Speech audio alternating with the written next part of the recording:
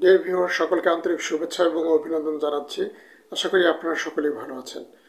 আজকে এই ভিডিওতে আমি দেখাবো ইনকাম ট্যাক্সের ট্যাক্সেবল ইনকাম ক্যালকুলেশন করার ক্ষেত্রে বিশেষ দুটা কৃষির আয় রয়েছে, যেই দুইটা কৃষির আয়ের ক্ষেত্র হতে আয়গুলোকে সেগ্রিগেট করে ব্যবসায়িক আয় এবং কৃষি আয়ে দেখানো হয়।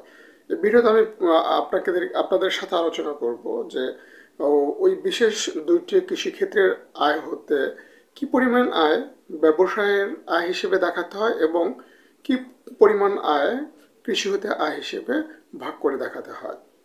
প্রিয় বন্ধুরা, আমরা জানি বর্তমান ইনকাম ট্যাক্স আইন 2023 অনুযায়ী প্রতিটা ব্যক্তির ইনকামকে 7টা ভাগে ভাগ করে দেখাতে হয়। তার মধ্যে একটি খাত হচ্ছে কৃষি খাত হতে আয়। তার মানে কোনো একটা ব্যক্তির ওই নির্দিষ্ট ইনকাম ইয়ারে কৃষি কার্যক্রম থেকে যে আয়গুলো হবে তা এই কৃষি আয়ের খাতে সম্পূর্ণ আয়টাকে দেখাতে হবে। এবার এমন দুটা আয় রয়েছে যে দুটা আয়ের সব পোর্শনই বা সব আয়ের সব অংশটুকু আপনি কৃষিখাতে দেখাতে পারবেন না। এর কিছু অংশকে আপনার ব্যবসায়িক আয় হিসেবে দেখাতে হয়। সাধারণত কোনো ব্যক্তি যদি চা বা রাবার উৎপাদন বা প্রক্রিয়াজাত করে সেই বা চা বা রাবার বা জাত পণ্য বিক্রি করে যে পরিমাণ মুনাফা অর্জন করবে তার 40% বিক্রির লব্ধ অর্থ তাকে ব্যবসায়িক আয় হিসেবে দেখাতে হবে এবং বাকি যে 60% তার যে বিক্রয়লব্ধ অর্থ থাকবে এই বিক্রয়লব্ধ অর্থকে তার কৃষি আয় হিসেবে দেখাতে হবে।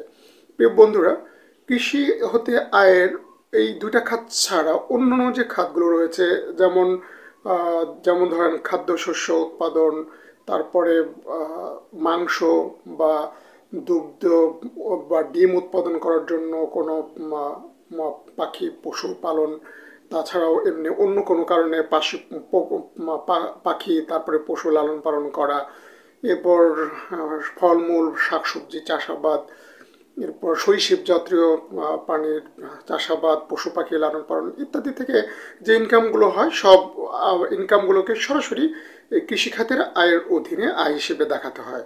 শুধুমাত্র চা এবং রাবার উৎপাদন এবং প্রক্রিয়াজাত হতে বিক্রয়লব্ধ অর্থরই 40% ব্যবসায়ী আয় এবং 60% আপনার কৃষিক্ষেত্রের আয় হিসেবে দেখাতে হয়।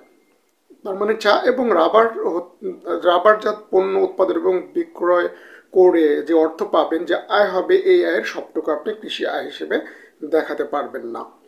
প্রিয় বন্ধুরা, আশা করি আপনারা ক্লিয়ারলি বুঝতে পেরেছেন যে কোন দুটা খাত হতে আয় বা সরাসরি সম্পূর্ণ আয় কৃষি খাতের আয়ে দেখানো যায় না। এর 40% আয় ব্যবসায় ইনকামের খাতে দেখাতে হয়।